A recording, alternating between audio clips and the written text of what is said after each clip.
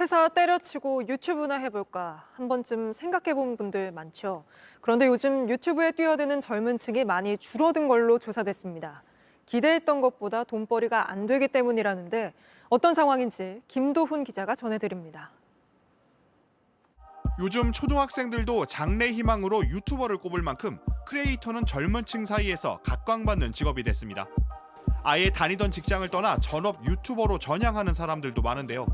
하지만 유튜브에 뛰어드는 젊은 층이 점차 줄어드는 걸로 나타났습니다. 정부가 내놓은 최근 조사 결과를 보면 디지털 크리에이터로 일하는 30대 이하 비율은 2020년 70%를 훌쩍 넘었지만 2년 사이 계속 줄어 2022년엔 60%대로 떨어졌습니다. 여러 원인이 있겠지만 수입 환경이 열악해진 게 가장 크다는 분석이 많습니다. 실제로 대다수 크리에이터들은 기대했던 수입을 거두지 못하고 있습니다. 월 수입이 거의 많아도 100만 원 정도 되고요. 적으면 한 60만 원 그 정도 벌고 있습니다. 힘들다. 이 수입으로는 생활 유지가 좀 어렵다고 하시는 분들은 많아졌죠. 국내 크리에이터 관련 사업을 하는 곳은 11,000여 개에 달합니다. 2022년 연매출은 4조 원이 넘는 걸로 파악되는데요. 연매출이 5억 원 미만인 곳이 68%, 5인 미만 사업장 역시 81%로 영세한 업체가 대다수인 걸로 조사됐습니다. JTBC 김도훈입니다. 한때 유튜버 열풍이 일면서 직장 생활을 접고 전업 유튜버로 전향하는 사람들이 꽤 많았습니다. 그런데 상위 1%와 나머지의 소득 격차가 해마다 벌어지고 있는 것으로 나타났습니다. 이런 상황은 가수나 운동선수 세계에서도 마찬가지였습니다. 오원석 기자입니다. 전업 유튜버로 활동 중인 김모 씨.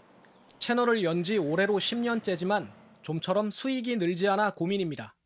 월 수입이 거의 많아도 100만 원 정도 되고요. 적으면 한 60만 원 그 정도 벌고 있습니다.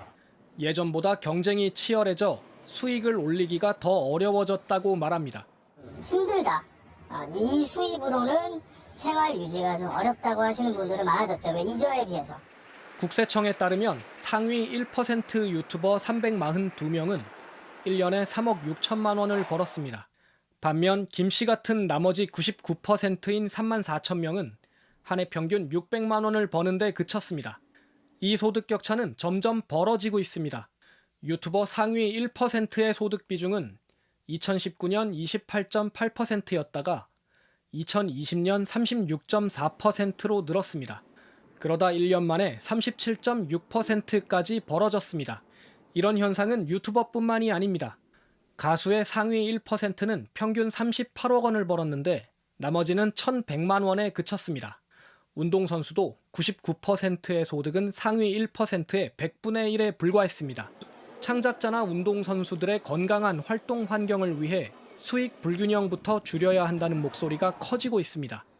JTBC 오원석입니다.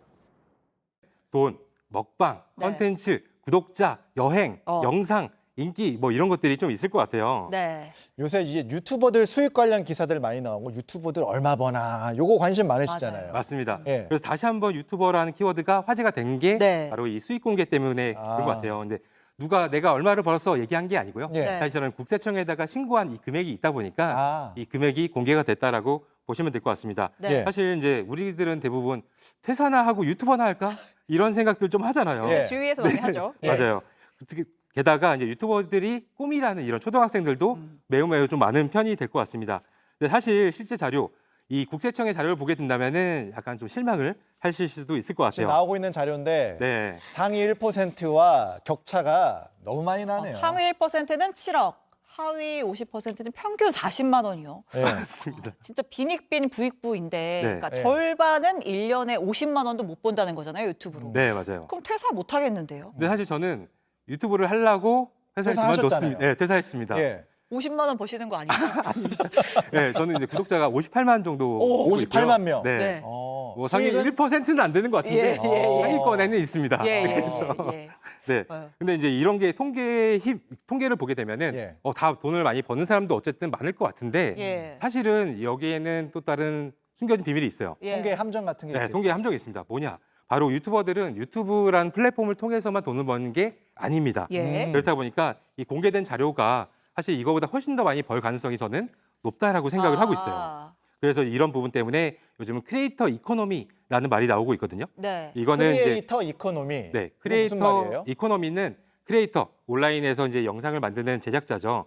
이 사람들이 플랫폼에서 팔로워들을 많이 모은 다음에 자신의 콘텐츠를 활용해서 외부에서 또 수익을 올리는 이런 산업을 전체적으로 이야기를 하고 있습니다. 그러니까 유튜브로 구독자를 늘린 다음에 네. 그걸로 또 다른 어떤 사업을 진행한다 이런 얘기인가 보네요. 네, 맞습니다. 예. 근데 이렇게 하다 보니까 자연스럽게 돈을 쫓아가는 사람들이 있겠죠. 예. 그러니까 한마디로 어그로를 끄는 사람들이 자극적으로. 좀 맞아요. 자극적으로 하다 보니까 어. 뭐 예를 들어서 어저께 뉴스에 나왔던 건데 예. 뭐 한글을 일본이 보급한 거다라고 아, 봤어요.